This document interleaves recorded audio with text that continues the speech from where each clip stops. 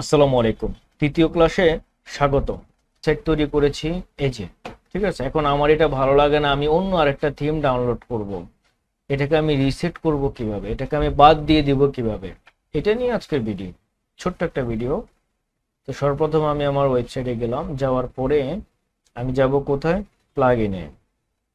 Plugin প্লাগইনে যাওয়ার পর দেখতেই পাচ্ছেন এই যে ডব্লিউপি রিসেট, আমি এখানে ক্লিক করব।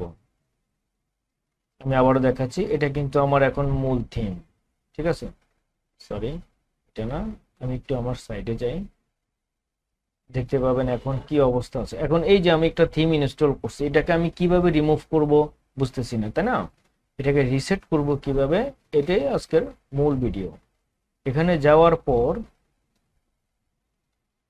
দেন আমি একদম নিচে যাব, এই যে রিসেট, এখানে শুধু রিসেট লিখবো। সরি, রিসেট, ঠিক আছে।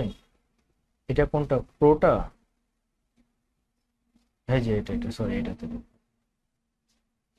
এই যে রিসেট লিখে রিসেট সাইট, রিসেট ওয়ার্ডপ্রেস, একটু ওয়েট করতে হবে। সহজ, প্লাগইনে গিয়ে এই ডব্লিউপিটা আপনারা ডাউনলোড করে নেবেন, ওই যে প্লাগইন অ্যাড প্লাগইনে গিয়ে ওখানে, ঠিক আছে। আচ্ছা, আমি একটু লগ ইন দিয়ে দিই, এটা কেন আসছে।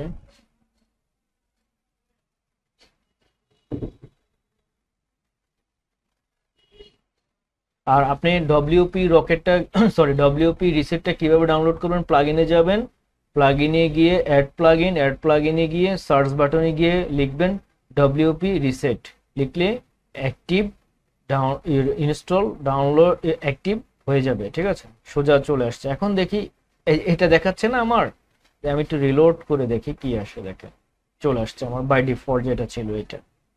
আশা করি বুঝতে পারছেন। যদি কোনো সমস্যা হয় অবশ্যই আমাকে জানাবেন। সবাই ভালো থাকবেন। টাটা, আসসালামু আলাইকুম।